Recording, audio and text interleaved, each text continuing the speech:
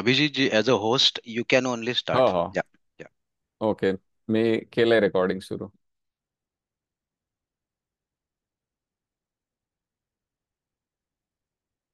हा वैदिक ज्ञानाचा पदानुक्रम आपण इथे बघत आहोत आता. तर वैदिक ज्ञानाचा पदानुक्रमामध्ये सगळ्यात प्रथम काय येतं, तर ते आपली श्रुती. श्रुती म्हणजे आपले चार वेद जे आहेत ते या श्रुतीमध्ये मोडतात सर्वात प्रथम. म्हणजे भगवंतांकडून जे अपौरुषीय ज्ञान मिळालेलं आहे आपल्या सर्वांना किंवा आपल्या मानव जातीला, त्याला आपण श्रुती म्हणतो. आणि मग या श्रुतीपासून इतर गोष्टी उत्पन्न झालेल्या आहेत, त्या म्हणजे ब्राह्मण ग्रंथ, आरण्यक, उपनिषद, स्मृती. तर मध्ये अ, याच्या फार आपल्याला फार खोलात जायचं नाही, केवळ आपल्याला इथे भगवद्गीतेची भूमिका समजून घ्यायची आहे. स्मृती म्हणजे हे जे अपौरुषेय ज्ञान आहे, आपल्या ऋषीमुनींनी, आचार्यांनी ते सगळं काही समजवून घेतलं आणि ते ज्ञान आपल्याला सोपं करून, सुलभ करून, त्यांच्या स्मृतीतून आपल्याला ते अ, अ, मिळवून दिलं, म्हणून त्याला स्मृती म्हणतो.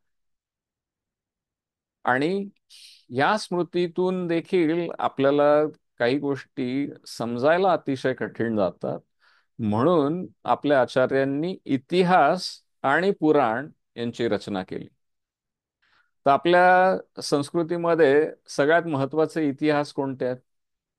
कोणी सांगू शकेल का? रामायण. रामायण आहे. महाभारत. महाभारत आहे. महाभारत. right?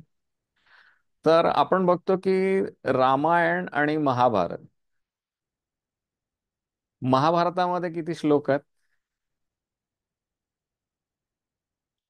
महाभारतामध्ये 1 लाखाच्या वरती श्लोक आहेत.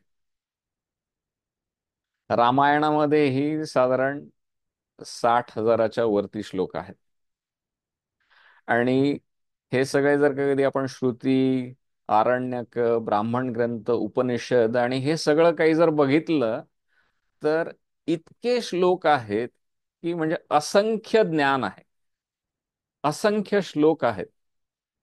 आणि आपलं आयुष्य आजकालचं जे इतकं धकाधकीचं झालेलं आहे की दिवसातनं सकाळी आपल्याला नुसती पूजा करून जरी आपल्या कार्याला जायला मिळालं तर खूप मोठं भाग्य आहे.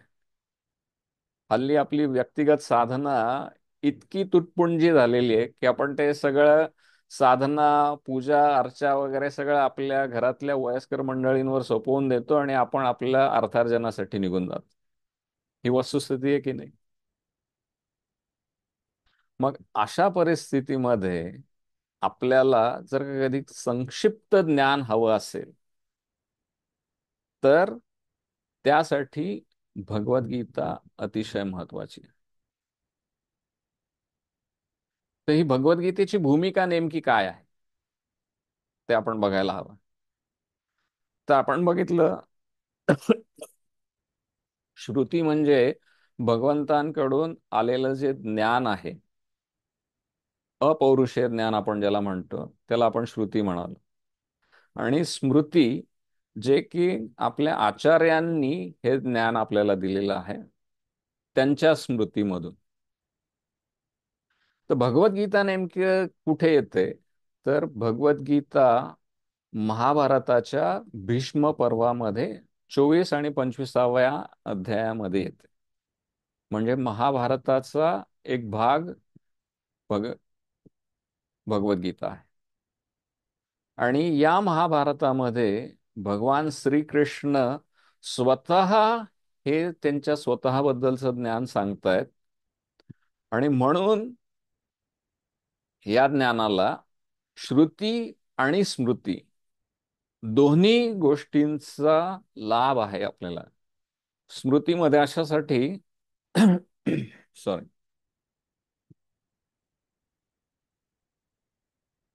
स्मृती अशासाठी कारण की वेदव्यासांनी जी महाभारताची रचना केली त्याचा हा भाग आहे.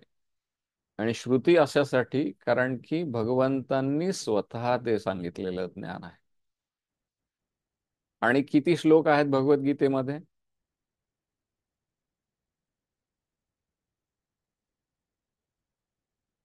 भगवद्गीतेमध्ये केवळ 700 श्लोक आहेत. त्यातले बहुतेक अनुष्टुप छंदातले म्हणजे 2 ओळीचे, आणि काही श्लोक जे आहेत ते त्रिष्टुप छंदातले म्हणजे 4 ओळीचे. म्हणजे जर का कधी आपण एक सरासरी काढली तर जास्तीत जास्त 2100 ओळी आहेत. आणि 2100 ओळींमध्ये केवळ भगवंतांनी हे सगळं ज्ञान आपल्यासाठी संपूर्ण सार बनवून ठेवलेलं आहे. आणि म्हणून भगवद्गीतेला अतिशय महत्व आहे की केवळ 2100 ओळींमध्ये आपल्याला भगवंतांबद्दल पूर्ण ज्ञान मिळतं. मग आता ह्या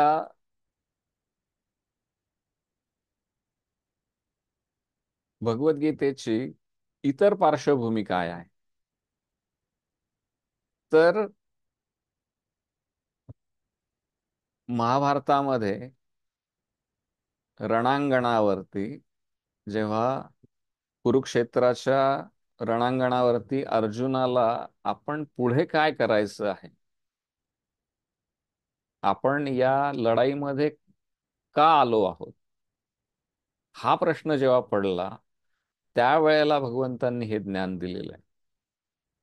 आता खरं म्हणजे अर्जुन जेव्हा लढाईला गेला तेव्हा माहिती होतं त्याला की आपण इथे लढायलाच आलेलो आहोत. या लढाईची तयारी अनेक वर्ष चाललेली होती. म्हणजे ज्या क्षणी द्यूतामध्ये पांडव हरले, द्रौपदीचा अपमान झाला, तेव्हापासूनच या युद्धाचं चे बीज पेरले गेले होते. त्यानंतरचा जो पूर्ण वनवास होता त्यामध्ये अर्जुन आणि इतर सर्व पांडवांनी देखील सगळे साधना केली होती. त्यांनी सगळे शस्त्रविद्या शिकली होती. त्यांनी अ, नंतर अर्थार्जन केलं होतं. अनेक मित्र, सोबती, राजे त्यांना आपल्या बाजूने वळवून घेतलं होतं. आणि एवढी सगळी तयारी केल्यानंतर अर्जुन रणांगणावर गेला होता. आणि तरी देखील जेव्हा त्याने आपल्या आप्तेष्टांना, सर्वात महत्वाचं म्हणजे भीष्मदेवांना आणि आपले गुरु द्रोण यांना दोघांना ज्या वेळेला त्यांनी रणांगणावर आपल्या उभं ठाकलेलं पाहिलं त्यावेळेला त्याला त्यांच्याविषयीचं जे प्रेम होतं ते दाटून आलं. आणि ओघाओघाने जरी त्यांचं सगळ्या धृतराष्ट्रपुत्रांच्या संदर्भात वैमनस्य जरी होतं थोडंफार, तरी सुद्धा बालपणीचे त्यांना सगळं आठवलं की कितीही झाले तरी आपले ते भाऊ आहेत. कितीही झालं तरी हे सगळे समोर जे उभे ठाकलेले आहेत ते सगळे आप्तेष्ट आहेत.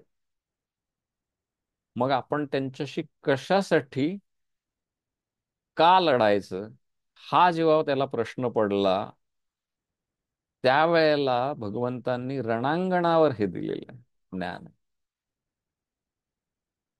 आणि ते समयोचित ज्ञान आहे. म्हणून भगवद्गीता समजून घेण्यासाठी आपण सगळ्यांनी पराकाष्ठा करायला पाहिजे.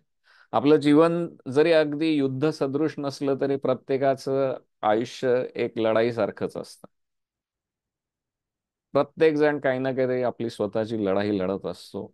आणि जेव्हा व्यक्तिगत लढाई समाजाच्या दृष्टीने एकत्र येऊन करण्यासाठी जेव्हा लढाईचं महत्व येतं त्यावेळेला हे ज्ञान अतिशय महत्वाचं आहे. आणि आपण हे ज्ञान आज लुप्त होत चाललेलं आहे. आणि असं नाहीये की हे ज्ञान पहिल्यांदा लुप्त होत आहे. हे ज्ञान वारंवार लुप्त होत आलेलं आहे. म्हणजे उदाहरणार्थ 4थ्या अध्यायामध्ये जेव्हा भगवंत अर्जुनाला सांगतात की हे ज्ञान मी सर्वप्रथम सूर्यदेवांना दिलं होतं, मग सूर्यदेवांनी इक्ष्वाकूला दिलं, मग नंतर त्यांनी मनूला दिलं, वगैरे वगैरे वगैरे. त्यावेळेला भगवंत खास करून सांगतात की हे परंपरेतून ज्ञान आलेलं आहे. एवं परंपरा प्राप्तम इमम राजर्षयो विदु सकाले नेह महता योगो नष्ट परंतप. म्हणजे परंपरेनुसार हे जे काय ज्ञान चालत आलेलं आहे ते ज्ञान नष्ट झालेलं आहे, आणि ते ज्ञान परत सांगण्यासाठी म्हणून मी आज तुला या रणांगणामध्ये हे ज्ञान देतो आहे. तर वारंवार हे ज्ञान नष्ट होतं आणि त्याच्यामुळे समाजामध्ये अराजकता वाढते. आणि आपण बघतो की आज धर्माला काहीही स्थान राहिलेलं नाही. आपले देव कोण झालेले आहेत? तर आपले क्रिकेटर्स, आपले स्पोर्ट्स पर्सन्स, आपले सिनेमातले नट नट्या, हे सगळे आजकालचे देव झालेले आहेत. थोड्याफार प्रमाणात पॉलिटिशियन्स, थोड्याफार प्रमाणामध्ये काही उद्योजक. म्हणजे आपले सगळा बघण्याचा जो दृष्टिकोन आहे जीवनाचा, हा इतका भौतिक झालेला आहे की हे ज्ञान आपल्याला कशासाठी हे ज्ञानार्जन करायचं, हा फार मोठा प्रश्न पडत चाललेला आहे. म्हणजे कोण एकेकाळी आपण जेव्हा लहानपणी आपली सगळी अ, शिक्षण पद्धती बघत होतो, तर त्यामध्ये आपल्याला अनेक मूलभूत असे विषय शिकवले जायचे. आणि दिवसेंदिवस आपण ते सगळे मूलभूत विषय कशासाठी शिकायचे असा प्रश्न पडत चाललाय. मग आपण केवळ व्होकेशनल ट्रेनिंग, की जेणेकरून आपल्याला दोन पैसे मिळवता यावे म्हणून आपण फक्त ज्ञानार्जन करतो. आणि याचा परिणाम आज असा झालेला आहे की आपल्याला आपल्याच धर्माविषयी ज्ञान राहिलेलं नाही, आणि आपण आपल्या धर्माचाच ऱ्हास करून घेतो. म्हणजे वास्तविक बघता आज भारताची परिस्थिती बघितली तर खरं म्हणलं तर असं कोणत्याही प्रकारचं अ, सशस्त्र असं काही भीती आपल्या धर्माला नाही, किंवा कोणी आपल्या विरुद्ध काही आयुध घेऊन आलेलं आहे, किंवा आपल्या धर्मावर काही असं बंधन घातलेलं असं काहीच नाही. केवळ आणि केवळ आपला धर्माचा आपल्यालाच अवेअरनेस राहिलेला नाही, आणि म्हणून त्याचा ऱ्हास होत चाललेला आहे. आणि हा एक प्रांजळ प्रयत्न आहे की हे ज्ञान आपण आत्मसात करून आपल्या जीवनामध्ये काहीतरी बदल घडवून आणावा. तर या सत्राविषयी जेव्हा आपण भूमिका मांडली त्यावेळेला आपण सगळ्यात महत्वाचं एक गोष्ट जी मांडली होती की या ज्ञानाचा आपल्या दैनंदिन जीवनामध्ये काय उपयोग आहे, आणि हे ज्ञान आपल्या दैनंदिन जीवनामध्ये कसं उतरवायचं याची कला देखील देखील आपण शिकणार आहोत. मग आता ज्या वेळेला आपण हे भौतिक ज्ञान आणि आध्यात्मिक ज्ञान याच्यामध्ये जेव्हा चुरस होते, ज्या वेळेला जुगलबंदी होते, दुर्दैवाने भौतिक ज्ञान बराच वेळेला आपल्याला त्यालाच प्राधान्य द्यावं लागतं. ही वस्तुस्थिती आहे. म्हणजे आज समाजामध्ये एवढी चुरस आहे. म्हणजे साधी सोपी गोष्ट बघायची म्हटली तर समजा 10 नोकऱ्या असतील तर तिथे 10,000 ऍप्लिकेशन्स येतात. आणि एवढी जेव्हा चुरस आहे त्यावेळेला ह्या सगळ्या ज्ञानाचा आपल्याला हा मीटिंग रेडी. कॉफी पिला. हे ज्ञान आपल्याला इकडे बघा. हे ज्ञान आपण घेऊन करायचं काय, हा फार मोठा प्रश्न पडतो.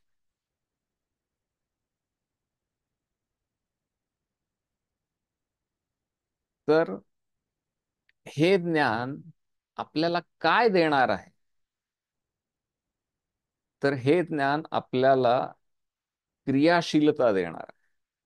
हे केवळ ज्ञानासाठी म्हणून ज्ञान नाहीये.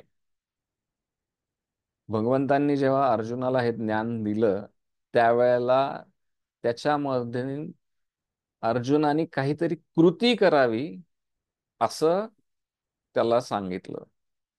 हे केवळ ज्ञान म्हणून, ज्ञान केवळ काहीतरी ग्रहण करायचं म्हणून हे ज्ञान नाहीये. त्याच्यामधून आपल्याला आपलं कर्तव्य काय, आपला धर्म काय हे समजून घेऊन आणि त्याप्रमाणे आपल्याला कार्य करायचं.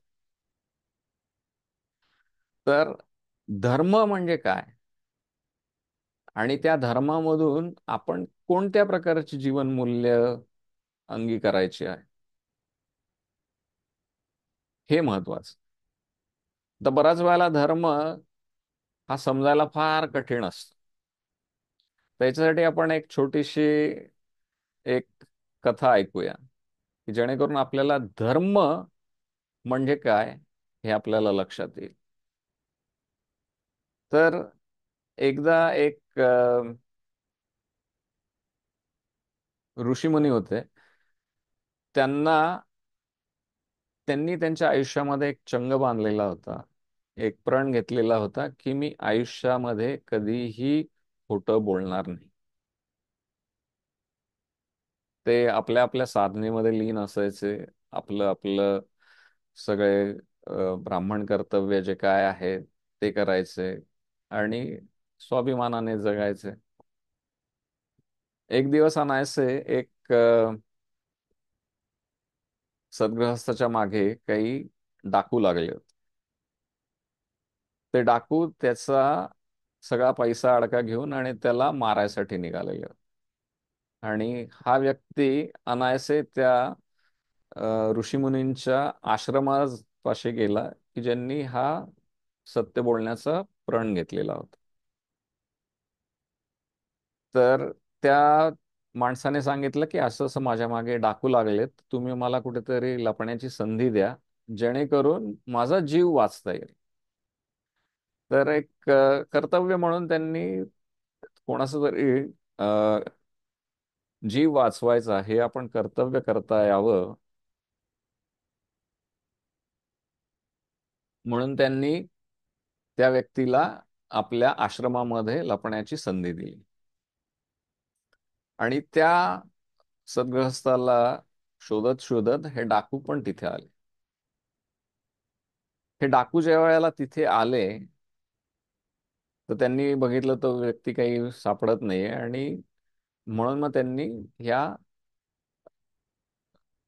हे जे ऋषी होते त्यांना विचारणा केली, की तुम्ही अशा अशा या व्यक्तीला पाहिलंय का? तो इथून जात होता आणि तो आमचा सावज आहे आणि आम्हाला त्याला लुटायचंय. मग आता त्यांचा धर्म काय, तर ऋषींचा नेमका धर्म काय? त्यांनी नेहमी सत्य बोलण्याचा प्रण घेतलेला आहे. तो प्रण वाचवणं त्यांचा धर्म आहे. या व्यक्तीचा जीव वाचवणं त्यांचा धर्म आहे. काय त्यांचा धर्म आहे? तर अशा वेळेला, ज्या वेळेला आपल्याला दोन सारख्याच योग्य किंवा अयोग्य गोष्टींमध्ये ज्या वेळेला निवड करायची असते, जेव्हा आपल्या कर्तव्यांचा अनुक्रम लावायचा असतो, की पहिलं कर्तव्य कोणतं महत्वाचं आहे, अशा वेळेला जेव्हा काही आपल्याला धर्मसंकट येतात, त्यावेळेला आपली बुद्धी तल्लख राहावी म्हणून हे ज्ञान महत्वाचं.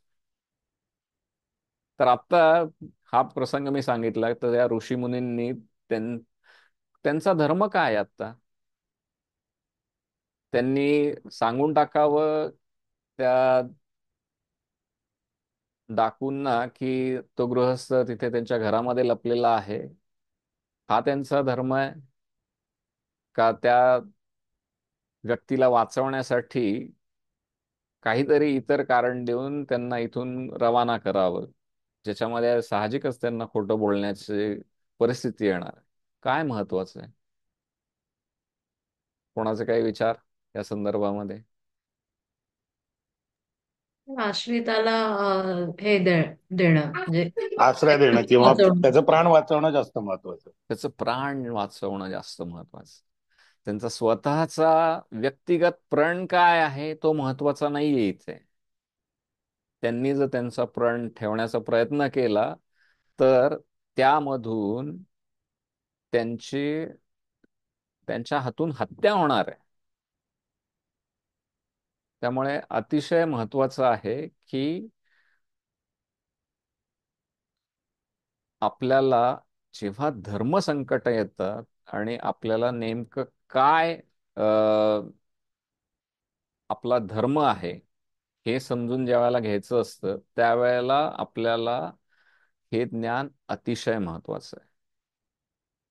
मग आपण आताच बघितलं की आपल्या हे सगळे जे काय धर्मग्रंथ, पुराण आणि हे जे काय सगळं आहे त्याच्यामध्ये एवढं सगळं ज्ञान आहे, पण मग हे ज्ञान सोडून आपण भगवद्गीता का बघतो आहोत? तर त्याचं हे एक पहिलं कारण दिलं मी की श्रुती आणि स्मृतीमध्ये हा जो आपण बघतो, श्रुती आणि स्मृतीमधला हा जो इंटरसेक्शन आहे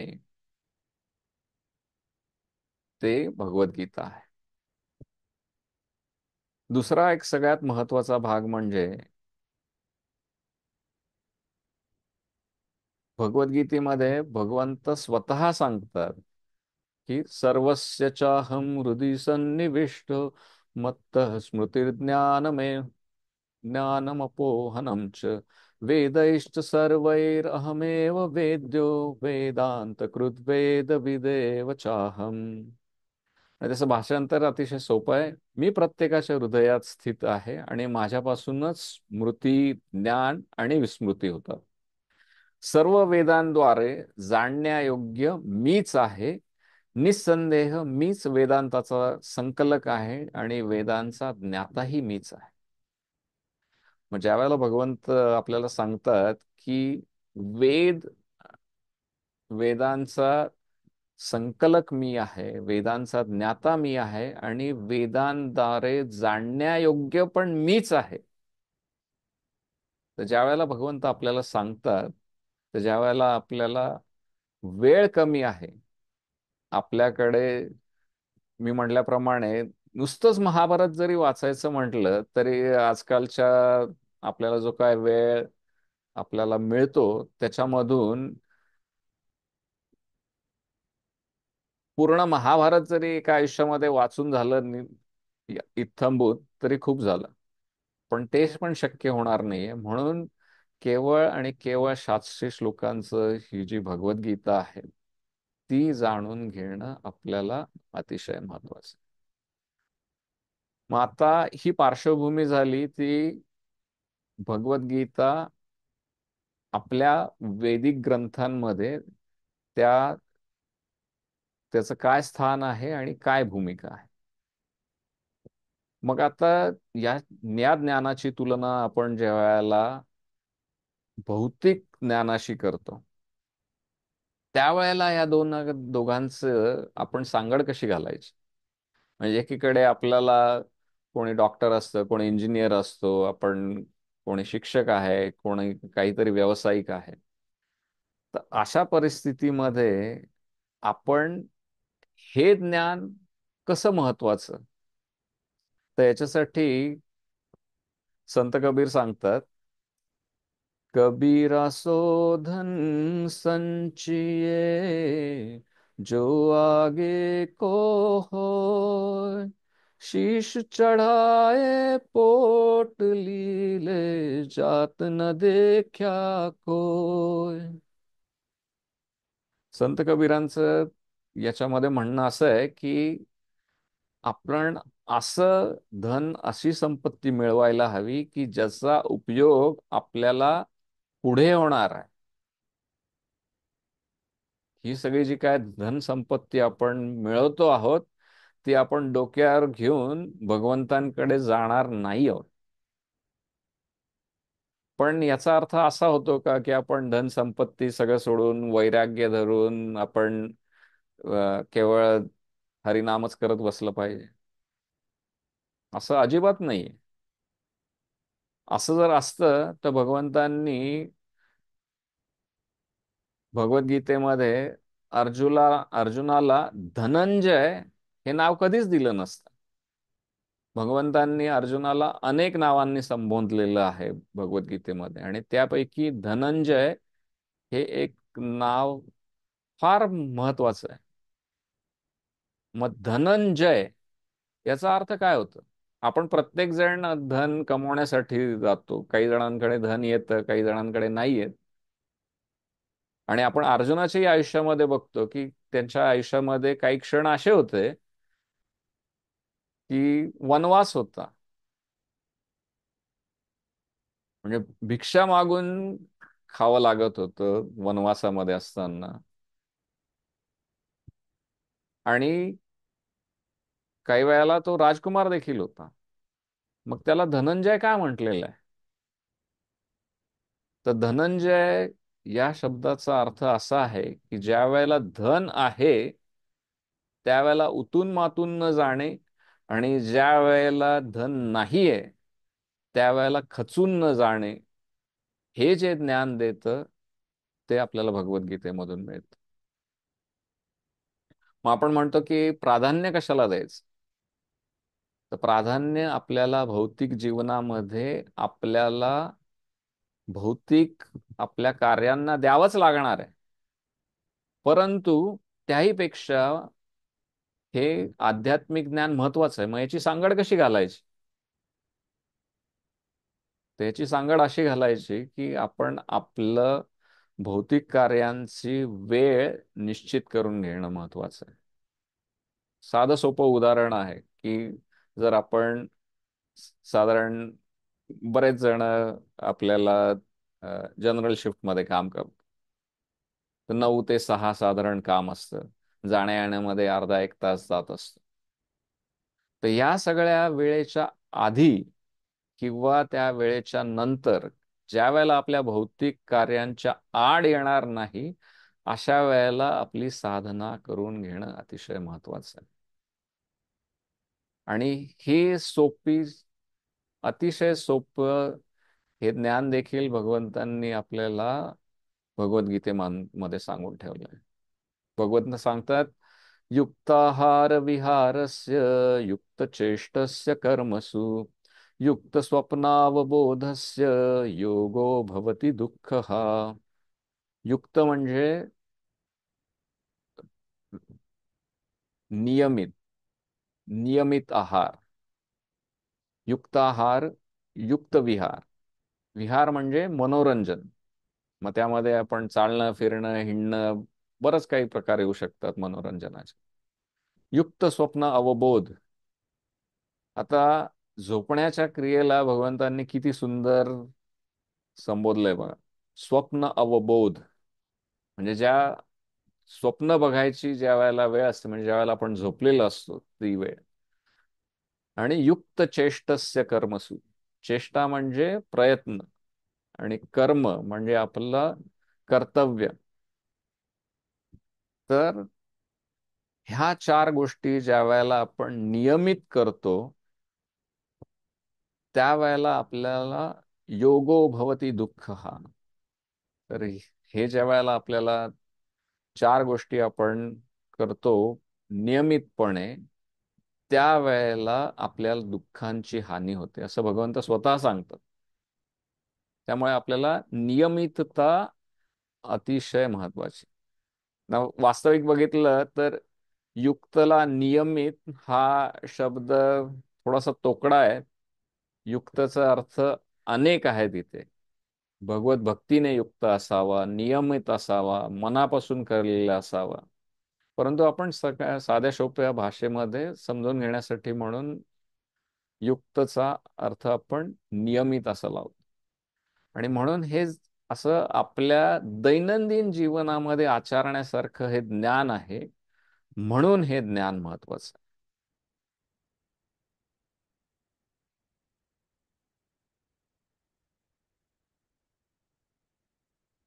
तर आता हे ज्ञान, त्याचं महत्व आपल्याला लक्षात आलेलं आहे. मग नंतर प्रश्न येतो की हे ज्ञान आपण त्याचं ज्ञानाचं आकलन कसं करायचं, अध्ययन कसं करायचं. तर त्यासाठी देखील भगवंतांनी भगवद्गीतेमध्ये आपल्याला मार्गदर्शन करून ठेवलेलं आहे. भगवंत सांगतात, तद्विद्धि परिणिपातेन परिप्रश्नेन सेवया उपदेक्ष्यन्ति ते ज्ञानं ज्ञानिनस्तत्त्वदर्शिनः. तर तद्विधी प्रणिपातेन म्हणजे विधीपूर्वक आणि अतिशय कृतज्ञ भावनेने, तद्विधी प्रणिपातेन म्हणजे आपल्याला नमस्कार करून, परिप्रश्नेन सेवया प्रश्न उत्तरांमधून आपल्या गुरूंची सेवा करायची. तद्विधी प्रणिपातेन परिप्रश्नेन सेवया उपदेक्ष्यन्ति ते ज्ञानम ज्ञानिनस्तत्वदर्शिनः. ज्यांना हे ज्ञान झालेलं आहे त्यांच्याकडून आपण ते घ्यायचं, कारण की त्यांनी ते तत्वदर्शन केलेलं आहे. आणि म्हणून परंपरेला अतिशय महत्व आहे. भगवंतांनी पण सांगितलंय की एवं परंपरा प्राप्त इमम रार्षयो मिथुन. तर आपण देखील परंपरेमध्ये हे ज्ञान संपादन करायचं आणि ते पुढे द्यायचं. तर त्यासाठी आपण आता हा प्रयत्न करतो आहोत की आपल्याला माहिती आहे की प्रत्येकालाच वेळेचं कमतरता ही प्रत्येकालाच भेडसावत असते. म्हणून अगदी सुरुवातीला हे फार त्रासदायक होऊ नये म्हणून आपण ह्या व्याख्यानांची शृंखला अतिशय सोपी ठेवलेली आहे. सुरुवातीला आपण 19 व्याख्यानांमध्ये संपूर्ण भगवद्गीता समजून घेणार आहोत. आज पहिल्यांदा आपण भगवद्गीतेची आपल्या वैदिक ज्ञानामध्ये भूमिका बघितली, त्याची पार्श्वभूमिका बघितली आणि त्याचं महत्व आपण बघितलं. थोडक्यात आज भगवद्गीतेविषयीची आपण प्रस्तावना मांडलेली आहे आणि पुढच्या 18 सत्रांमध्ये, 18 व्याख्यानांमध्ये प्रत्येका व्याख्यानामध्ये एक श्लोकाचा सार आपण समजून घेण्याचा प्रयत्न करणार आहोत.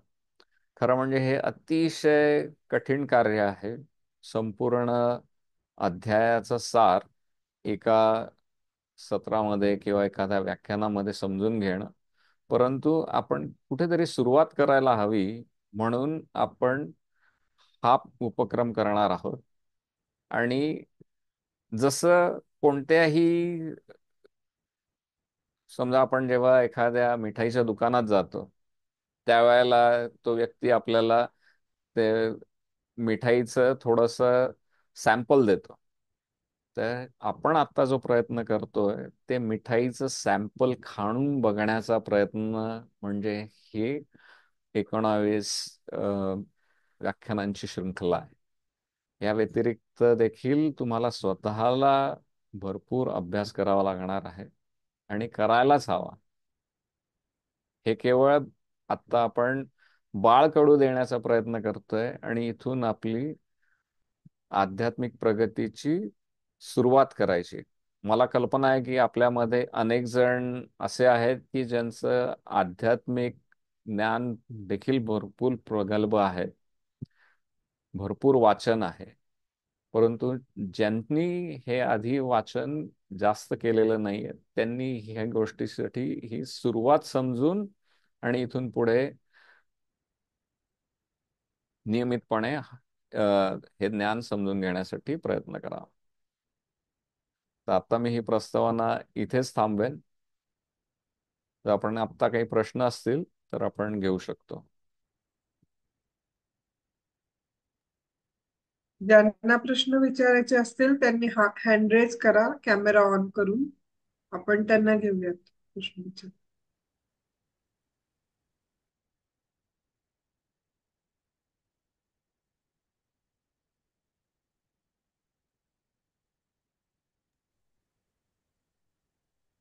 अभिजित जी एक सजेशन आहे. हम्म. प्रश्नापेक्षा या पुढच्या नेक्स्ट 19 सेशन पासून बरेच ज्यांना पहिल्यांदा या अशा सेशनचा ज्यांना एक्सपिरियन्स असतोय त्यांची स्वतःच्या या सेशन मधून काय अपेक्षा आहेत, काय त्यांना याच्यातून शिकायचं आहे, अशा सुद्धा काही लोकांचे कोणाचे जर काही हे असतील तर तशाही घ्यायला काही हरकत नाहीत. हो हो, डेफिनेटली. म्हणजे अतिशय चांगलं सजेशन आहे सुनीलजी तुमचं. तर आपण बाकी ऑडियन्ससाठी जर आता पुढची 19 सेशन, 19 म्हणजे ऑलमोस्ट 6 महिने आपण या काइंड ऑफ एंगेज राहणार आहोत. तर तुमच्या काही अपेक्षा आहेत की काय सेशन मध्ये कव्हर व्हावं, तर कोणाला काही सूचना असतील किंवा कोणाच्या काही अपेक्षा असतील. आणि हा session mostly two way traffic असाच असेल की ज्याच्यात कारण त्याच्यामुळं जर तुमच्या अपेक्षा एकदा क्लिअर झाल्या तर अभिजितजींना त्यांचा स्वतःचा टॉक, स्वतःचे पुढचे सेशन्स फॉर्मॅट करण्यासाठी त्याचा खूप चांगला उपयोग होईल.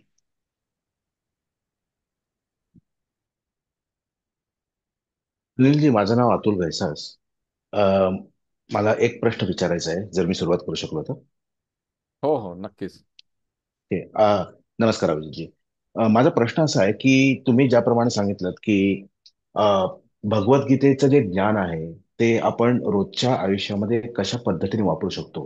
तर सगळ्यात महत्वाचा प्रश्न असा आहे की आत्ताची जी नवीन पिढी आहे, म्हणजे आत्ताचं जे जनरेशन आहे, जे आता 17, 18, 20 वर्षाचं आहे, तर त्यांना, म्हणजे आपण आता हा सेशन मराठीतनं घेतो आहोत, पण त्यांना काही लोकांना मराठी कळत नाही. तर माझी अशी इच्छा आहे की तुम्ही जे सांगाल ते आम्ही आमच्या मुलांना किंवा पुढच्या पिढीला कशा चांगल्या प्रकारे पटवून देऊ शकतो. कारण धर्माचं महत्त्व पटण्यासाठी त्याला एक चांगलं स्वरूप जर आपल्याला देता आलं किंवा अशा पद्धतीने त्यांना एक्सप्लेन करता आलं, तर त्यातला थोडा भाग तुम्ही असा आम्हाला सांगितला की आम्ही कशा पद्धतीने नवीन जनरेशनला याबद्दल माहिती देऊ शकू, तर खूप आम्हाला फायदा होईल. Just suggestion. नक्कीच. आपण सुरुवातीलाच प्रस्तावना मांडल्याप्रमाणे या सगळ्या गोष्टीचा अ, उद्दिष्ट हाच आहे की आपण आपल्या दैनंदिन जीवनामध्ये काय करायचं आहे, आपण ते स्वतः, म्हणजे प्रत्येकाला अ, आपण काय करायचं हे समजावून सांगणार आहोत. म्हणजे नुसतंच ज्ञान हे त्याचा फारसा उपयोग होत नाही. ज्या वेळेला ते ज्ञान आपण कृतीमध्ये आणतो त्यावेळेला त्या ज्ञानाला किंमत असते. आणि भगवंतांनी देखील अर्जुनाला शेवटच्या अध्यायामध्ये सांगितलं की मी आता हे तुला ज्ञान संपूर्ण दिलेलं आहे आणि यथेच्छसी तथा कुरु. म्हणजे तुला जे काय पुढे समजतंय आणि त्याच्यावरून तुझी काय इच्छा होती त्याप्रमाणे तू त्या ज्ञानाचा अवलंब करून तुझी कृती कर, हे सांगितलेलं आहे. आणि आपण ते सगळं करण्याचा प्रयत्न नक्कीच करणार आहोत. म्हणजे आता धर्म खरं म्हटलं तर हा फार मोठा आणि फार गहन विषय आहे. परंतु आपण कुठेतरी ते सुरुवात करायला पाहिजे की आपल्या धर्मामध्ये ज्या छोट्या छोट्या परंपरा आहेत, ज्या छोट्या छोट्या रूढी आहेत, त्या अतिशय महत्वाच्या आहेत आणि त्या सगळ्यांचा उगम ह्या ज्ञानामध्ये आहे. तर त्या सगळ्या परंपरांचा आपल्या या ज्ञानाशी काय संबंध आहे ते पण आपण समजून घेणार आहोत. म्हणजे साधी सोपी गोष्ट म्हणजे आज आपल्या हिंदू संस्कृतीमध्ये, सनातन संस्कृतीमध्ये लुप्त होत चाललेली एक गोष्ट म्हणजे घरामध्ये नैवेद्य दाखवणे. म्हणजे एक काळ, केवळ एक 15-20 वर्षांपूर्वी आपल्या सनातन संस्कृतीमध्ये एकही घर असं नसेल की ज्या घरामध्ये पहिल्यांदी भगवंतांना नैवेद्य दाखवलं आणि मग आपण स्वतः ते अन्न ग्रहण केलंय, असं एकही घर नसेल 15-20 वर्षापूर्वी पण. परंतु आज परिस्थिती अशी आहे की नैवेद्य दाखवायचा कशाला हे देखील समजत नाही लोकांना. म्हणजे ज्या वेळेला आपल्याला स्वतःला समजत नाही त्यावेळेला आपण आपल्या मुलांना तरी काय समजून सांगणार. आणि ह्या साध्या सोप्या नैवेद्य दाखवण्याच्या क्रियेमध्ये काय भावना आहे आणि त्याचा आपल्या ज्ञानाशी काय संबंध आहे हे पण आपल्याला भगवद्गीतेमध्ये सांगितलं आणि आपण ह्या सगळ्या गोष्टी समजून घेणार आहोत. आणि ज्या वेळेला आपण एखादी गोष्ट समजवून घेतो त्यावेळेला ती गोष्ट आपण कृतीमध्ये आणायला आपल्याला कोणताही संकोच निर्माण होत नाही, कोणताही संभ्रम निर्माण होत नाही आणि आपण ती गोष्ट स्वाभिमानाने करतो. आज आपल्या सनातन संस्कृतीमध्ये आपण आपल्याला अनेक गोष्टी का करायच्या हेच समजत नाही. आणि त्या का करायच्या हे समजत नसल्यामुळे कोणीतरी आपल्याला येऊन काहीतरी भरवून जातं आणि आपण त्या करायच्या बंद करून टाकतो आणि तिथे आपला धर्म नाश पावतो. तर नक्कीच अतुलजी तुमचं ही जी सूचना आहे की मुलांसाठी काय करायचं हे अतिशय महत्वाची सूचना तुम्ही केली. आणि आपण वेळोवेळी ह्या सत्रांमध्ये सांगणार आहोत की आपण काय करायचंय आणि आपण ते केल्याने आपले मुलं ते बघून करण्याचा प्रयत्न करतील. ते नुसतं आपलं बघून करतीलच ह्याची काही खात्री नाहीये, परंतु शक्यता वाढेल एवढं नक्की. नक्कीच, धन्यवाद. प्रश्न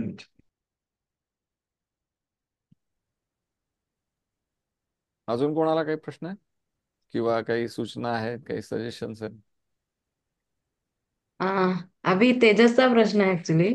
हा हा भगवद्गीता रणांगणावर झाली हा आणि पण मग ती लिहिली कोणी? कारण त्यावेळेला तर काही शक्य नव्हतं. अ, ती म्हणजे परंपरेनुसार आली, पण ज्या वेळेला त्याचा परत अर्जुनाला ती सांगितली गेली तेव्हा ती लिहिली कोणी? म्हणजे ती संजयाकडनं आली आहे का काय? ओके, त्याची मी थोडीशी पार्श्वभूमी देऊन ठेवतो. मी मगाशी सांगितल्याप्रमाणे भगवद्गीता हे कोणत्या इतिहासामध्ये येतं आपण आत्ताच बघितलं? महाभारतामध्ये महाभारतामध्ये. महाभारताची रचना कोणी केलेली आहे? व्यासांनी. व्यासांनी केलेली. ते व्यासांकडून लिहून व्यासांनी सांगितलेली आहे, लिहून कोणी घेतलेली आहे? गणपती बाई. गणपती बाप्पांनी लिहून घेतलेली. राईट. सगळे प्रश्नाची उत्तरं तुम्हालाच माहिती आहेत. ती लिहिली कोणी आहे? म्हणजे आपल्या आचार्यांचं ज्ञान इतकं अगाध होतं की त्यांनी जे होणार आहे ते आधीच लिहून ठेवलेलं होतं. त्यामुळे ते रणांगणावरती लिहिण्याची गरज नव्हती. हे ज्ञान आधीपासूनच आहे आणि ते केवळ आपण पुनरुज्जीवित करतोय. म्हणजे 5,000 वर्षापूर्वी ज्या वेळेला भगवंत अर्जुनाला सांगतात की हे ज्ञान लुप्त झालेलं आहे, तर त्याचा अर्थ हे ज्ञान पूर्वी अस्तित्वात नव्हतं असं नाहीये. ते पूर्वी पण होतं, आज पण आहे, मध्यंतरी पण होतं, पण केवळ त्याचं आपल्याला म्हणजे अ, होतं काय ना की कधी कधी आपल्याला आपण बघतो की अ, सूर्य ढगांनी आच्छादलेला असतो आणि आपल्याला थोडासा अंधार झाल्यासारखं वाटतं, अंधारल्यासारखं वाटतं, पण तो सूर्य पाठीमागे असतोच. बरोबर आहे. तर हे ज्ञानाचं पण तसंच आहे की हे ज्ञान म्हणजे विशेष करून भगवद्गीता म्हटली तर भगवद्गीता ही व्यासदेवांनी त्याची रचना करून गणपती बाप्पांकडून लिहून घेतलेली आहेत. राईट.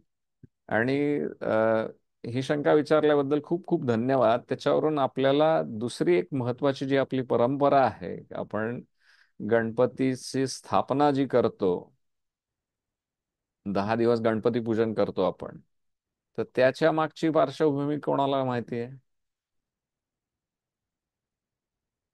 का करतो आपण गणपतीची पूजा? किंवा गणपतीला आपण बुद्धीची देवता का म्हणतो?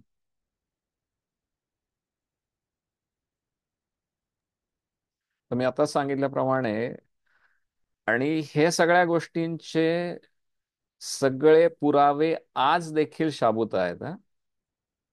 म्हणजे आज जर तुम्ही उत्तराखंडामध्ये गेलात, सॉरी हिमालयामध्ये गेलात, तर आज देखील तुम्हाला व्यास गुफा बघायला मिळते, जिथे व्यासांनी ह्या महाभारताची रचना केली, जिथे गणपती बाप्पांनी ही लिहून घेतले. राईट. तर ज्या वेळेला व्यास हे महाभारत सांगत होते, त्यावेळेला त्यांना अतिशय भराभर ह्या सगळ्या गोष्टींचं स्फुरण होत होतं, आणि त्यांना या गोष्टीची कल्पना होती की दिवसेंदिवस मनुष्याची स्मरणशक्ती कमी होत जाणार आहे. तर द्वापार युगाच्या अंत होईपर्यंत सगळं ज्ञान जे आहे ते केवळ श्रुती आणि स्मृतीमधूनच येत होतं. कोणालाच काही लिहून ठेवण्याची गरज पडत नव्हती. परंतु ज्या वेळेला कलियुगाची सुरुवात होणार आहे, असं ज्या वेळेला लक्षात आलं, की ज्या वेळेला सगळ्यांची बुद्धी इतकी क्षीण होणार आहे की अ, काही लक्षातच राहणार नाही मनुष्यांच्या. म्हणजे आपण आत्ता सुद्धा आपल्या अ, हिंदू संस्कृतीमध्ये आपण अनेक नावं आडनावं आपल्याला आढळतात, द्विवेदी, त्रिवेदी, चतुर्वेदी वगैरे. राईट. तर ज्या लोकांचं 2 वेद पाठ आहेत त्यांना द्विवेदी म्हणायचे, ज्यांना 3 वेद पाठ आहेत त्यांना त्रिवेदी म्हणायचे, ज्यांना 4 वेद पाठ आहेत त्यांना चतुर्वेदी म्हणायचे. आणि आज परिस्थिती अशी आलेली आहे की म्हणजे 4 श्लोक जरी पाठ असले तरी त्याला चतुश्लोकी असं म्हणायला लागेल लोकांना. तर व्यासदेवांना कल्पना होती की बुद्धी क्षीण होत जाणार आहे, म्हणून त्यांनी हे ज्ञान सगळं गणपती बाप्पांकडून लिहून घेतलं. आणि हे त्या 10 दिवसांमध्ये, ज्या काळामध्ये व्यासदेव सांगत होते आणि गणपती बाप्पा भराभर लिहून घेत होते, त्यावेळेला त्यांच्या अंगाचा प्रचंड दाह होत होता. आणि तो दाह कमी करण्यासाठी म्हणून व्यासदेवांनी गणपतीच्या बाप्पाच्या अंगावरती तिथल्या मातीचा लेप लावला, जेणेकरून त्यांच्या अंगाचा दाह कमी व्हावा. त्यांना दुर्वा वाहिल्या, कारण की दुर्वांमध्ये सगळ्या अंगामध्ये जी उष्णता निर्माण होते ती शोषून घालण्याची ताकद असते, म्हणून त्यांना दुर्वा पण वाहिल्या. आणि म्हणून तो पार्थिव गणेश आपण स्थापना करण्याची तेव्हापासून सुरुवात झालेली. आणि गणपती बाप्पाला आपण बुद्धीची देवता अशासाठी म्हणतो, कारण की व्यासदेवांनी ज्या वेळेला विनंती केली की मला कोणीतरी असा लिहून घेणारा हवा आहे, असा कोणीतरी स्टेनो टायपिस्ट, तेव्हापासून आहेत, आजची नाही आहे ही घटना, की जी व्यक्ती हे लिहून घेईल किंवा जी देवता हे लिहून घेईल ते आधी स्वतः सगळं समजून घेतील आणि समजलं तरच लिहितील. आणि गणपती बाप्पांनी ते सगळं एकाच अ, सांगण्यामध्ये कुठल्याही प्रकारचं पुन्हा पुन्हा सांगायला न लावता आणि सगळं समजून उमजून लिहून घेतलं, म्हणून गणपती बाप्पाला आपण बुद्धीची देवता म्हणतो. तर हे ज्ञान व्यासदेवांनी त्याची रचना करून ठेवलेली आहे, आधीपासूनच करून ठेवली आहे. आणि अ, ते रणांगणावर लिहून घेण्याची काही आवश्यकता पडली नाही. ते अ, महाभारताचा भाग आहे. ठीक आहे. यू. मला अशी एक थेरी पण सांगितली गेली हा हा. की जेव्हा रणांगणावरती अर्जुनाला ज्ञान दिलं जात होतं भगवंतांकडनं, हम्म. त्यावेळेस संजय धृतराष्ट्राला सगळं सांगत होता, त्यावेळेस हे लिहिलं गेलं. अ, आता या थिअरीला काही अ, ठोस असा पुरावा नाहीये. आता दुर्दैवाने होतं काय ना, की आपल्याला त्याचं ओरिजिनल ज्ञान नसतं, त्याच्यामुळे आपण जे काही कोणी जे काही सांगेल त्याच्यामध्ये आपण विश्वास करू लागतो, राईट. परंतु ज्या लोकांना यामधलं ज्ञान आहे, जे आचार्य आहेत, ते हेच सांगतात की अ, याची रचना व्यासदेवांनी करून ठेवली होती. आणि व्यासदेव हे अ, वेदांचं पण त्यांनी संकलन केलेलं आहे.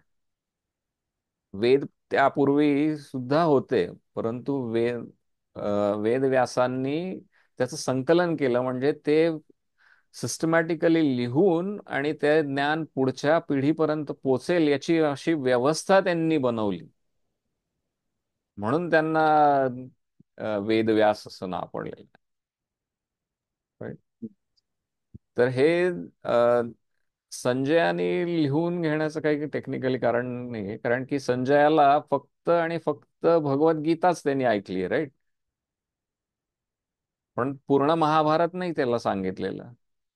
वेदव्यासांनी त्याला कृपा ही धृतराष्ट्राला देणार होतं, की तू दृष्टी घे आणि तू स्वतः बघ की रणांगणावर काय होतंय.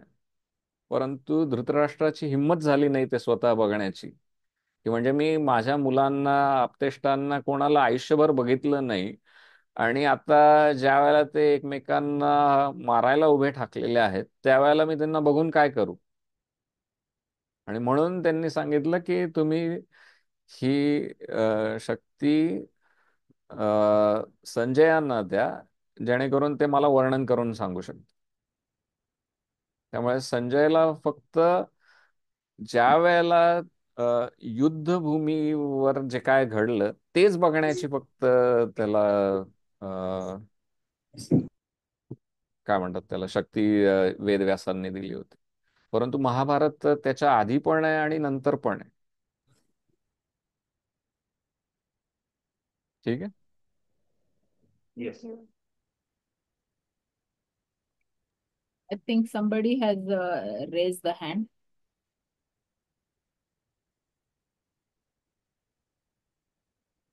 आणि किशोर अण्णांचं काहीतरी क्वेश्चन चॅट मध्ये टाकलेलं आहे. एक मिनिट. मी वाचू का? हो, हरकत नाही.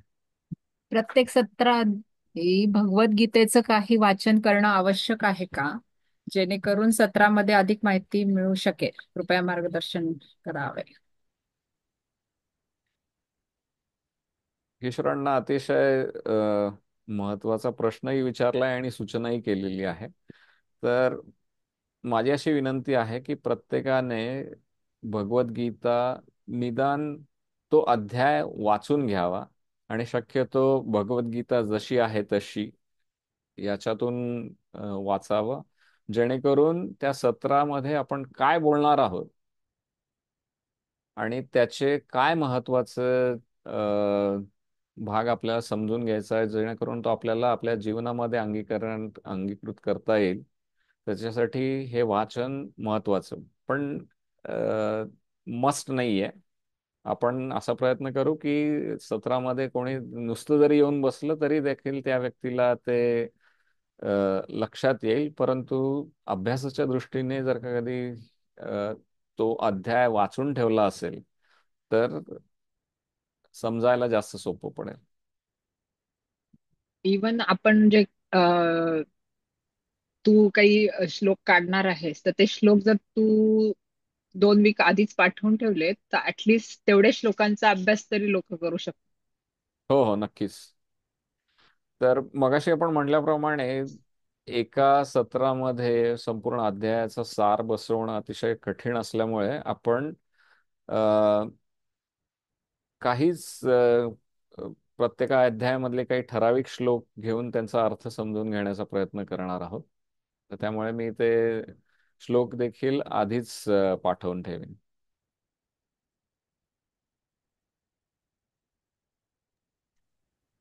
आणि इथे रेडमी नोट 9 प्रो मॅक्स म्हणून एक फोनवरून हँड रेज झालेला आहे. तर तो कोणाचा असेल त्यांनी अनम्यूट करून काय प्रश्न असेल तो विचारू शकता.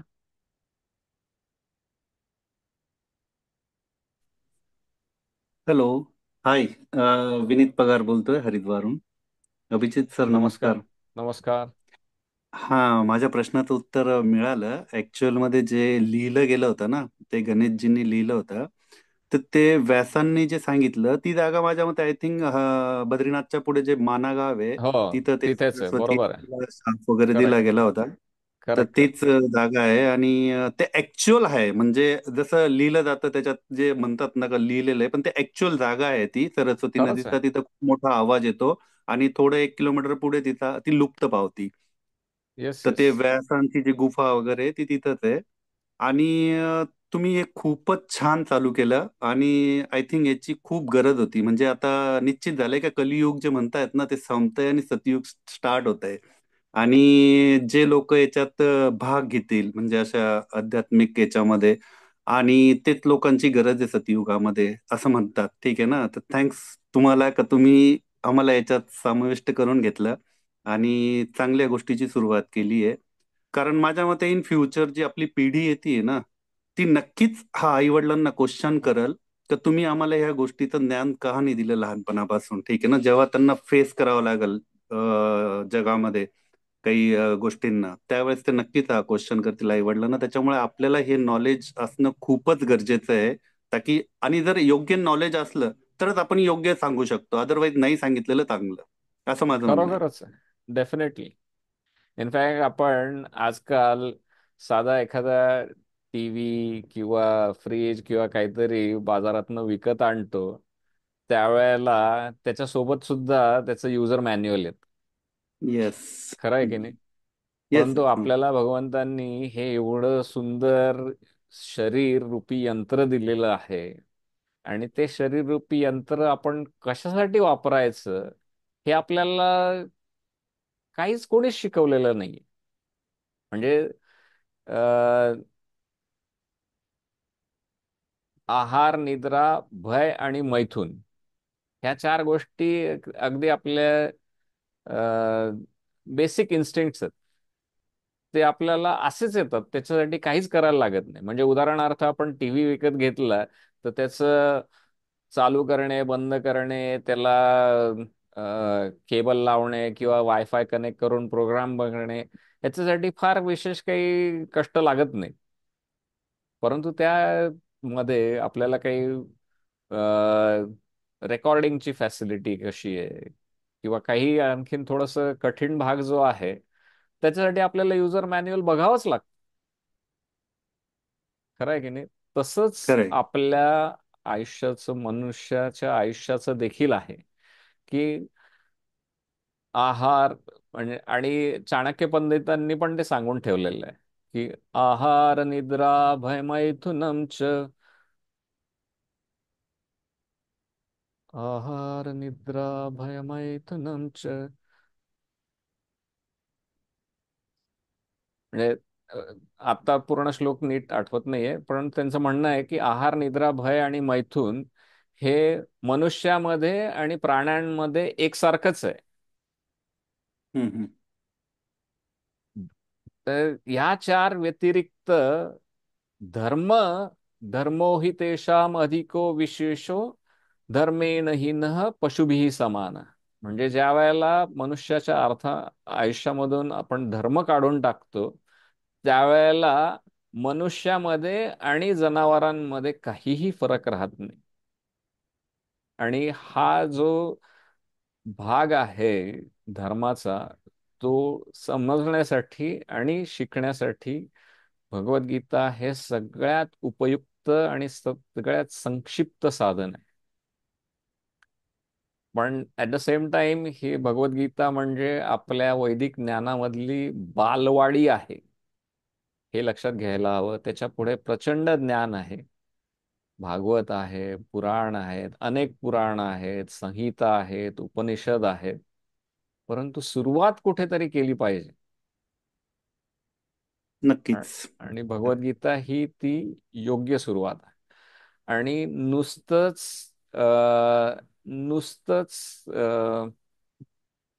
हा, बरं झालं की कोणी मयुरेशजींनी हा श्लोक इथे टाकलेला आहे.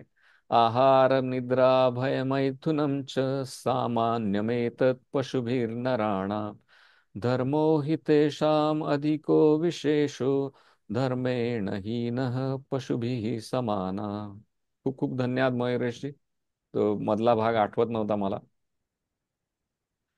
तर आपल्याला जनावरांच्या पुढे जाऊन आयुष्य जगायचं असेल तर हे धर्म समजून घेणं अतिशय महत्वाचं आहे.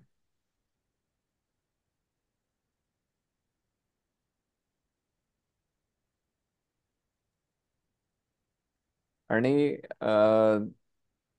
तुम्ही म्हणल्याप्रमाणे हे नुसतं समजून घेऊन पुरेसं नाहीये. तर आपल्याला त्याच्यातून कृती करणं अतिशय महत्वाचं आहे. तत्वस्मत आणणं. भगवद्गीता भगवद्गीतेचं वैशिष्ट्य असं आहे की भगवंतांनी त्यामध्ये ज्ञान दिलेलं आहे आणि सगळ्यात महत्वाचं म्हणजे त्या ज्ञानाच्या पुढे जाऊन त्या ज्ञानाचं कृतीमध्ये रूपांतर करण्यासाठी भगवंतांनी प्रेरणा दिलेली आहे. तर प्रत्येक जण आपल्या आपल्या कृतीचं क्षेत्र वेगळ्या वेगळ्या पद्धतीने निवडू शकतो.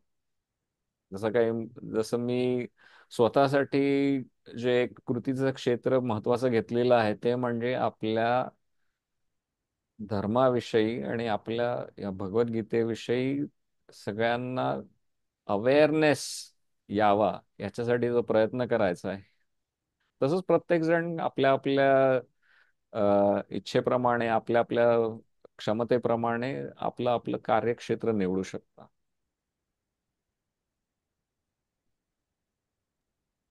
अजून एक प्रश्न आणि अभि पुढच्या स्वप्नील जनरेशनसाठी एक एक मिनिट पुढच्या जनरेशनसाठीचाच हे प्रश्न आहेत सगळे रिलेटेड. तर आय विल सजेस्ट की ज्या मुलांना मराठी व्यवस्थित समजतं तुम्ही पॅरेंट्सनी एनकरेज करा की तुमची मुलं तुमच्या बरोबर बसतील हे ऐकायला, किंवा ऍटलीस्ट जर ते तुमच्या बरोबर राहत नसतील तर म्हणजे हॉस्टेलला असतील वगैरे तर send them this link and ask them to join so that त्यांना पण काही प्रश्न असतील ते डायरेक्ट पण विचारू शकतात. कारण काही वेळेस मुलांचे प्रश्न खूप महत्वाचे असतात, ते एकदम प्रॅक्टिकल असतात.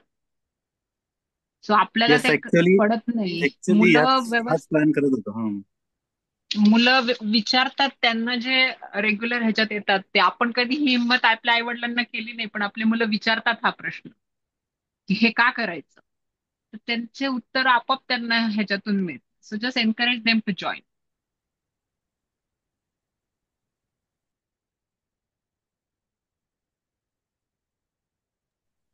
Bhagyashree you can talk now. सगळेजण म्हणतात की हे खूप सिम्पल आहे, म्हणजे भगवद्गीता हे सिम्पल आहे फॉलो करायला वगैरे. पण मग हे एवढे कर्मकांड ही का आली, म्हणजे त्याचं इंट्रोडक्शन का झालं आणि मग ते अवघड होत जातं फॉलो करणं, आणि मग सगळं म्हणजे त्याच्यातून इंटरेस्ट जातो. तर त्याचं काही रिझन आहे का? अ, कर्मकांड हा जो भाग आहे ना, हा आपण त्या वैदिक ज्ञानाच्या पदानुक्रमामध्ये आपण बघितलं तर ब्राह्मण ग्रंथ जे आहेत त्यामध्ये येतो तो. तर भगवंतांना देखील कल्पना होती की आपण हे सगळं कर्मकांड पद्धतीने आपण करू शकणार नाही आहोत. द्वापार युगाच्या शेवटी शेवटी भगवंतांनी हे ज्ञान दिले, राईट. त्यावेळेला कल्पना होती की कलियुग येणार आहे. करेक्ट. भगवंतनी ज्या वेळेला हा कृष्ण अवताराची लीला संपवली आणि परीक्षित महाराजांच्या राज्यामध्ये कलीचं अवतरण झालं, म्हणजे ती दोन कालांमधली ती संध्या होती. तर भगवंतांना कल्पना होती की आपल्याला कर्मकांड करायला जमणार नाही. आपल्याला कर्मकांड किती मनापासून करायची इच्छा जरी असली तरी आपल्याकडे त्याचे साधनं नसणार आहेत, त्याच्यासाठी लागणारं मार्गदर्शन नसणार आहे आणि त्याच्यासाठी लागणारी पात्रता नसणार आहे आणि त्यासाठी लागणारी क्षमता पण नसणार आहे. म्हणून त्यांनी भगवद्गीता आपल्याला सांगितली की ज्याच्यामध्ये कुठल्याही कर्मकांडीय गोष्टी करण्याची काहीच प्रेरणा भगवंतांनी दिलेली नाही. परंतु पंचरात्रिक विधी जे आहेत, म्हणजे उदाहरणार्थ भगवंतांची रोज सकाळी निदान पूजा अर्चा करणं, भगवंतांना प्रत्येक वेळेला आपण खातो त्याच्या आधी नैवेद्य दाखवणं, ह्या सगळ्या ज्या छोट्या छोट्या गोष्टी आहेत त्या नक्कीच करायला पाहिजे. आपण जर तुम्ही रोजच कुठला तरी यज्ञ करायचा आणि ते हे करायचं तर ते शक्य होणार नाहीये. हे भगवंतांना पूर्ण कल्पना होती, म्हणून त्यांनी आपल्याला भगवद्गीता मार्ग रूपी एक अतिशय सोपा मार्ग दिलेला आहे. त्यामध्ये कुठलंही कर्मकांड नाही आणि काहीच नाही.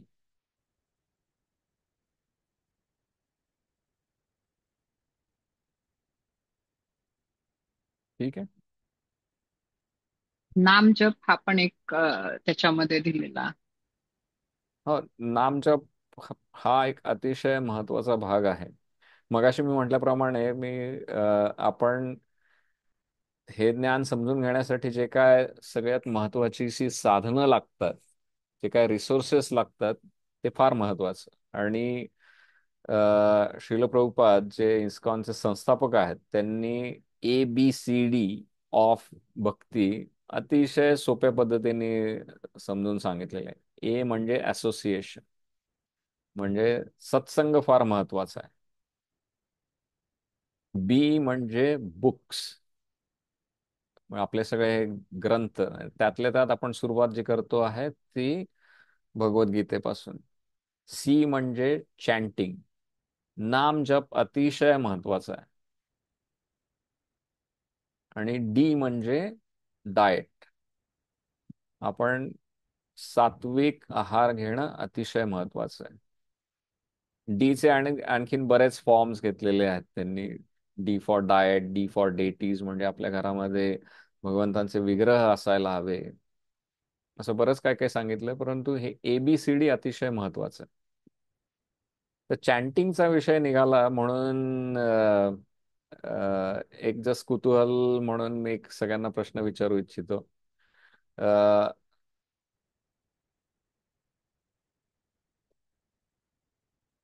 की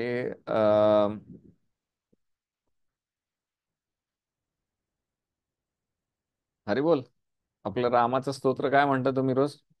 रामरक्षा. रामरक्षा, राईट.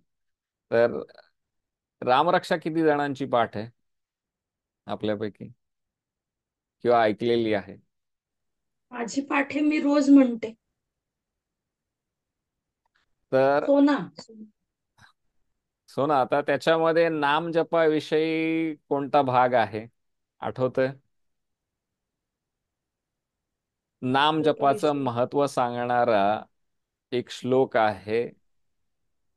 राम राम रामरक्षा. रामेती, हा, राम रामेती रामेती, राम नामे ते. राम रामेति रामेति रमे रामे मनोरमे सहस्रनाम ततुल्यम राम नाम वरानने. सहस्त्रनाम तत्तुल्यम राम नाम वरानने. हा फक्त याच्यामध्ये नामाचं महत्व नाही आलेलं आहे. आणखीन एक दुसरा श्लोक आहे की जिथे राम नाम का करायचं, त्याचं काय फायदा आहे, याचं महत्व सांगणारा एक श्लोक आहे. अजून कोणी प्रयत्न करायचा आहे? आपदामपहर्तारं दातारं सर्वसंपदां लोकाभिरामं श्रीरामं भूयो भूयो नमामि. पण याच्यामध्ये कशासाठी करायचं तो भाग आलेला नाहीये. बरोबर. अजून कोणाकोणाची पाठ आहे?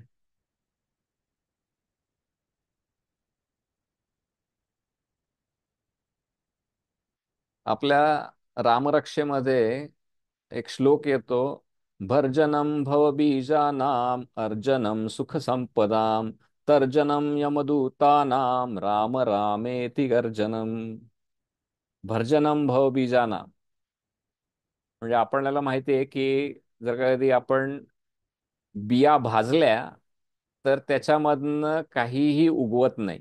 ते आपण पेरून त्याला किती पाणी घातलं तरी त्याच्यातनं काही निघत नाही.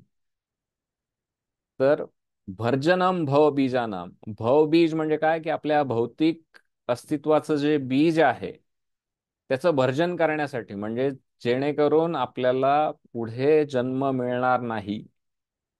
भर्जनम भवबीजानाम अर्जनम सुख संपदा, सुख आणि संपदा आपण प्रत्येक जण त्याच्या मागे धावत असतो आणि ते आपल्याला मिळावं म्हणून आपण प्रयत्नशील असतो.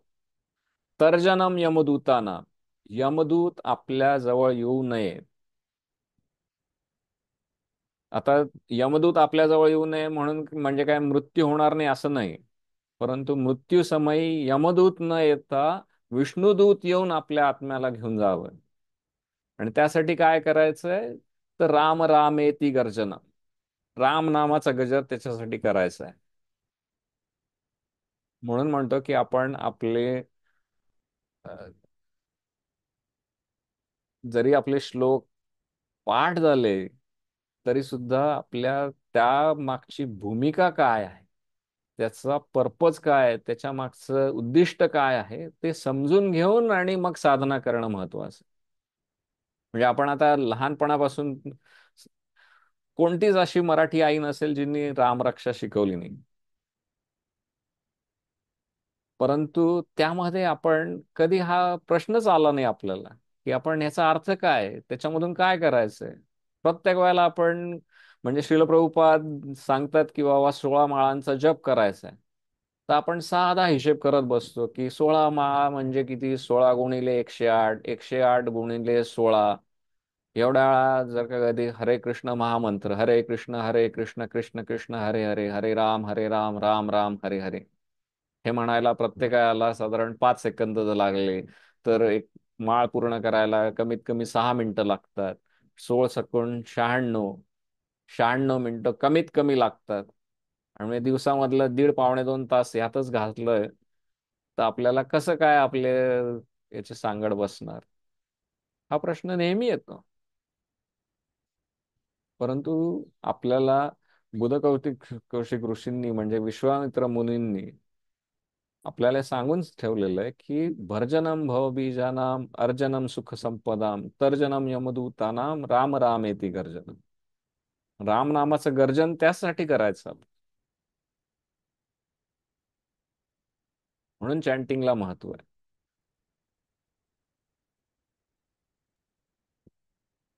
आणि मग बराच वेळेला आपण या सगळ्या गोष्टींचं कंपॅरिझन कशाशी करतो, तर कर्मकांडाशी करतो, की आपल्याला ते माहितीच नाही कशासाठी करायचं आहे. आणि मग ते आपल्याला कशासाठी करायचं हे माहीत नसल्यामुळे आपण ती गोष्ट करत नाही, किंवा आपण ते एक केवळ करायचं म्हणून करायचं असं करतो. परंतु त्याच्या मागचं कारण आपण समजून घेतलं तर ते आपल्याला करायला सोपं पडेल. आणि तुम्हाला मी निश्चित सांगू शकतो माझ्या स्वतःच्या अनुभवावरून की ज्या वेळेला आपण हे नाम जप करतो त्यावेळेला कुठे कुठे हळूहळू त्या आपल्या मनाचं मार्जन व्हायला लागतं आणि हे ज्ञान समजायला लागतं. म्हणजे भगवंतांनी सांगितलंय राजविद्या राजगुह्यम पवित्रम इदम उत्तमम. तुम्ही सांगितल्याप्रमाणे ह्याच्या करोडो प्रती सगळीकडे आहे, मग समजत कसं नाही. कारण की आपल्या बुद्धीवर, आपल्या आत्म्यावर, आपल्या मनावर ह्या सगळ्या भौतिकतेचं इतकं दाट इतकं इतकं दाट काय म्हणतात त्याला, असे एक थर जमलेला आहे की आपण आपल्या अ, हृदयाच्या जवळपास सुद्धा पोचत नाही. आणि ज्या वेळेला आपण जप करतो त्यावेळेला ती आपली धूळ आपण हळूहळू हळूहळू त्याच्यामधली त्याचं मार्जन करतो आणि मग हे ज्ञान आपल्याला समजायला लागतं. आता हे ज्ञान काही बाहेर नाहीये, हे ज्ञान आपल्यामध्ये आधीच आहे, परंतु ते ज्ञान इतकं झाकोळून ठेवलेलं आहे आपण की ते आपल्याला आता दिसतच नाही. हे ज्ञान पाण्यासारखं असतं. आपल्याला पाणी जर स्वच्छ करायचं असेल तर पाण्यामध्ये काही घालावं लागत नाही. पाण्यामध्ये जे काय अस्वच्छ पदार्थ पडलेले आहेत ते आपण काढून घेतले की ते पाणी आपोआप स्वच्छ होतं. तसंच आपला आत्मा देखील आहे. त्याच्यामध्ये आपल्याला काही घालायची गरज नाहीये. त्यावर जे घाण पडलेली आहे ती आपल्याला काढायची, आणि नाम जपाचा त्याच्यामध्ये अतिशय महत्वाचा भाग आहे. परंतु तो ज्ञान जप का करायचा, तर हे व्यवस्थित समजून घेण्यासाठी म्हणून हे ज्ञान देखील महत्वाचं. आणि म्हणून श्रील प्रभुपादांनी जो फॉर्म्युला दिला आहे ABCDचा, तो पाळणं अतिशय महत्वाचं आहे. स्वप्नील आणि मयुरेश या दोघांकडे पण प्रश्न आहे. Swapnil, you can unmute and ask. Hari बोल Shravan Prabhu. Has some question. Hari बोल प्रभू, मी श्रवण बोलतोय. येस बच्चा श्रवण. हा, मला एक प्रश्न आहे की गणपती बाप्पांनी दाता सोबत भगवद्गीता का लिहिली, म्हणजे मोराच्या पिसाने वगैरे असं का नाही लिहिली त्याच्याने? गणपती बाप्पा बोरूनीच लिहित होते, परंतु मी मगाशी सांगितल्याप्रमाणे व्यासांची त्यांना कंडिशन काय होती की असा व्यक्ती हवा जो मी सांगत असताना कुठेही मला रिपीट न करायला लागता पूर्ण लिहून घेईल, अच्छा. सगळं समजून घेईल आणि लिहून घेईल. तर गणपती बाप्पा बोरूनीच लिहित होते. बोरू म्हणजे मोरपिसासारखंच एक साधन आहे आपल्या पेनासारखं, की ज्याच्यानी गणपती बाप्पा लिहित होते. ते लिहित असताना त्यांचा तो बोरू तुटला, आणि तिकडे व्यासदेव तरी सुद्धा महाभारत सांगतच होते, आणि ते सांगण्यामध्ये व्यत्यय येऊ नये म्हणून गणपती बाप्पाने आपला दात तोडला आणि त्या दाताने लिहायला लागले शाईमध्ये बुडव. त्यामुळे असं नाही की ते बोरू नव्हते, बोरूनच लिहित होते, परंतु तो बोरू त्यावेळेला ऐन वेळेला तुटला आणि त्या लिहिण्यामध्ये व्यत्यय येऊ नये म्हणून त्यांनी आपला एक दात तोडला आणि त्या दाताने लिहायला लागला. अच्छा, थँक्यू. ओके. येस. नमस्कार, मी मयुरेश महाजन. सर्वप्रथम धन्यवाद, तुम्ही हा खूपच चांगला उपक्रम केलेला आहे. आणि सुनील सरांना पण धन्यवाद, त्यांनी मला इथे इंट्रोड्यूस केलं. आणि मला ॲक्च्युली दोन, म्हणजे एक तर मला अनुभव शेअर करायचा आहे, आणि दुसरं म्हणजे मला पहिले माहिती याची पाहिजे की जे काही प्रिपरेशन आहे करण्यासाठी, तर आता भगवद्गीता हा आपला एवढा मोठा धर्मग्रंथ आपण म्हणतो, त्याचं कुठलं प्रत्येक घरात तो असलाच पाहिजे असं मला पण वाटतं, आणि बऱ्यापैकी घरांमध्ये आहेच. तर मला असं वाटतं की तो कुठलीही आवृत्ती घ्यावी, किंवा जिथे जास्त चांगल्या प्रकारे समजवलं गेलं आहे, किंवा वर संस्कृतमध्ये श्लोक पण आहे आणि खाली मराठीमध्ये लिहिलेलं असावं, जेणेकरून ते त्याचं प्रिपरेशन किंवा अध्ययन चांगल्या प्रकारे होईल. आणि दुसरं म्हणजे तुम्ही जे सांगितलं की आपण स्वतः कृती केली, तर आता त्याचं उदाहरण म्हणजे लहान मुलं घरात आपोआप आपल्याला फॉलो करत असतात. मागच्या एक 6 महिने किंवा वर्षभरापासून मी बघतो, माझी मुलगी 6 वर्षाची झाली आहे, आणि मी जेव्हा जेव्हा सकाळी सर्वप्रथम श्लोक लावतो टी व्हीवर, जी काही आपली दगडूशेठ गणपतीची आरती लावतो, हम्म. हनुमान चालिसा असेल, हे सगळं तिला एवढं अंगवळणी पडले. आत्ता मला फरक दिसला एवढ्यात, की आता तिला सकाळी सुट्ट्या आहेत तर तिला रिमोट दिला टीव्हीचा, तर ती आपोआप पहिले तेच लावते. तिला कधीच सांगायला लागलं नाही की तू हे कर ते कर, तर ते बघत असतात. आणि तिला आता म्हणायला म्हणायला तर तिला बऱ्यापैकी येतंय, आता भरपूर काय काय ते श्लोक आले समोर की ऐकायला, ती ओळ आली की बरोबर म्हणते. तर असंच भगवद्गीतेचं जर आता आम्ही चालू केलं वाचन किंवा काय, तर मला खात्री आहे की ते पण तसंच करतील. आणि बहुधा वन ऑफ द एक उद्देश याचा हा पण असावा की आपल्याकडूनच मुलांकडे सगळं पास ऑन व्हावं. नक्कीच नक्कीच. तर तुमचा अनुभव फारच सुखदायक आहे, आणि बहुतेक जणांना असेच अनुभव येतील. परंतु कधी कधी मुलं बंडही करताना दिसतील, परंतु त्याच्याने खचून जायचं नाही. आपण ते सुरूच ठेवायचं आहे. त्यांना ज्या वेळेला ते योग्य वयात येतील त्यावेळेला ते योग्य पद्धतीने ते हे करतीलच. आणि विशेष करून आत्ता या युगामध्ये हे ज्ञान अतिशय महत्वाचं आहे. म्हणजे आपल्याला हातानी पायांनी काय करायचं, कशाने काय करायचं हे आपल्याला उपजत असतं आणि आपल्याला समजतं सुद्धा, परंतु मनाचं काय करायचं हे फक्त आणि फक्त भगवद्गीता सांगू शकते. कारण की अर्जुन स्वतः प्रश्न विचारतो, चंचलम ही मन कृष्ण प्रमाथी बलवत दृढम. म्हणजे मनाचे जे काय कॅरेक्टरिस्टिक्स आहेत अर्जुन सांगतो, तर हे ज्ञान मुलांना आपोआपच समजेल की हे महत्वाचं आहे. कारण की आजकाल इतके डिस्ट्रॅक्शन्स आहेत आपल्याला, इतकं काय काय भेडसावणारे प्रश्न इकडून तिकडून पडतायत. आणि अशा याच्यामध्ये मनशांती ज्यावेळेला कोणीतरी शोधेल त्यावेळेला भगवद्गीतेशिवाय दुसरा कोणताही पर्याय नाही. तर आणि तुमचा दुसरा प्रश्न होता की भगवद्गीतेची कोणती आवृत्ती वाचावी. तर मी स्वतः जे फॉलो करणार आहे ते श्रील प्रभुपादांनी जी रचना केलेली आहे ती भगवद्गीता जशी आहे तशी, असे ही जी आवृत्ती आहे ती सगळ्यांनी वापरावी अशी विनंती आहे. अच्छा. तर मराठी आवृत्ती ऑनलाईन अवेलेबल नाही आहे, परंतु त्याच्या प्रती कोणत्याही इस्कॉनच्या मंदिरामध्ये तुम्हाला मिळू शकतील. आणि तोपर्यंत ज्यांना म्हणजे ज्यांच्याकडे मराठी प्रत अवेलेबल नाही आहे त्यांनी ऑनलाईन वाचता येण्यासारखं आहे. तर त्याच्यासाठी मी कोणती वेबसाईट आहे ते इथे सांगून ठेवतो. ठीक आहे, ठीक आहे. मी दाखवतीये ही कॉपी. अच्छा, तू दाखवतेस का काही? या I am showing. I don't know, पण ते मिरर इमेज दिसतीये. मी आता मी या बट मी you can send that Vedabase link. हो हो, मी आता ते वेदाबेस हे शेअर करतोय. दिसतंय का आता माझं स्क्रीन? हो हो.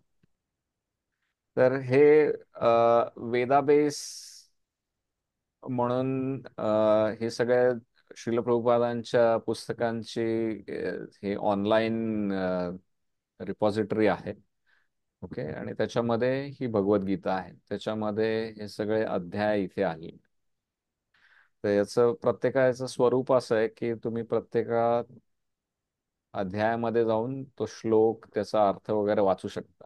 तर इथे जसं इंग्रजीमध्ये दिलेलं आहे तसंच भगवद्गीता जशी आहे तशी याच्यामध्ये मराठीमध्ये पण मिळेल. अभिजित, वरती आय आहे बघ. Just share. You can. Abhijit, yes Deepak. Photo पाठवलाय तुम्हाला, तो तुम्ही शेअर करा म्हणजे ते लक्षात येईल. अच्छा, जशी आहे तशीच आहे का? हो हो कशावर हो. कशावर व्हॉट्स पाठवलं? व्हॉट्सॲपला व्हॉट्सॲप. पाठव. You can share here.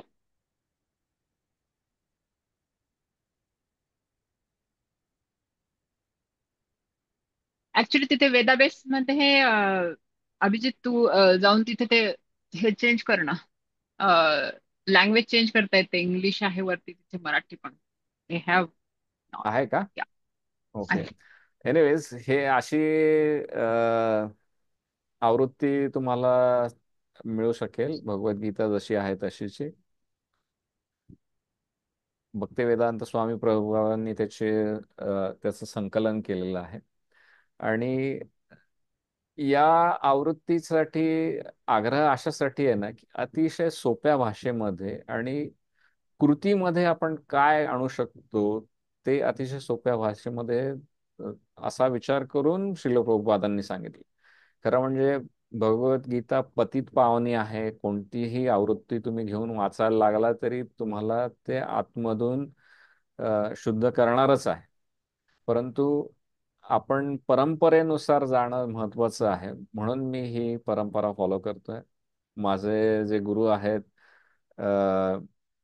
हरिभक्तपरायण श्रीमान राधानाथ महाराज, ते श्रील प्रभुपादांचे शिष्य होते. आणि ही परंपरा गौडीय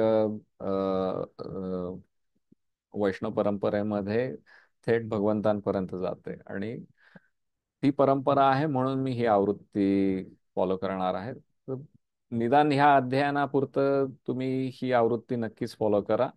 आणि जर तुम्हाला आणखीन दुसऱ्या कोणत्या आवृत्तीमध्ये रस वाटला तर तुम्ही ते देखील फॉलो करू शकता. परंतु हे ज्ञान आत्ता आपण ह्या सत्रांसाठी अ, जशी आहे तशी ची आवृत्ती वापरूया.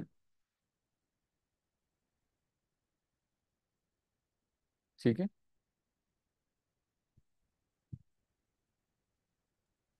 हो सर, धन्यवाद. आता अजून कोणाला काही प्रश्न आहेत का? एक काही कमेंट्स आहेत.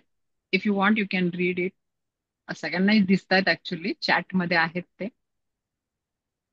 संजयजींनी टाकलंय ऍक्च्युली. इट्स व्हेरी इन्स्पायरिंग की त्यांची 4 वर्षाची मुलगी बसली होती बराच वेळ, सेशन अटेंड करत होती. So it's good that children are listening. Even श्रवणनी तर प्रश्न पण विचारलाय आपल्याला. Yes, so we are happy की मुलं बसतायत आणि प्रश्न पण विचारतायत. Very good. डेफिनेटलीच. म्हणजे आपण जे काय करतोय त्याचं काहीतरी चीज होतंय हे समजणं, हे जेव्हा समजतं त्यावेळेला आपण ते करायला उत्साह देखील येतो. सॉरी, संजय नाही आहे, सुजय नाव आहे त्यांचं.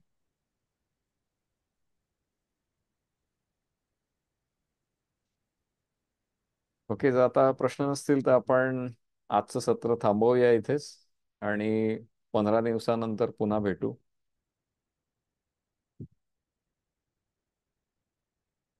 29 तारखेला, 29 डिसेंबरला आपण पहिल्या अध्यायापासून सुरुवात करूया.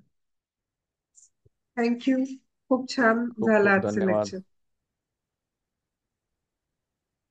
आणि माझी एक रिक्वेस्ट आहे, जे आपले ब्रह्मक्षत्रिय आहेत त्यांना, की तुम्ही तुमचा अनुभव आपल्या इतर ग्रुप्सवर शेअर करा, जेणेकरून आपले जे इतर बांधव भगिनी आहेत त्यांना पण प्रोत्साहन मिळेल पुढच्या लेक्चर जॉईन करायला. नक्कीच, छान सूचना आहे मेघा तुझी. धन्यवाद मंडळी. आजचं हे सत्र इथेच थांबवूया.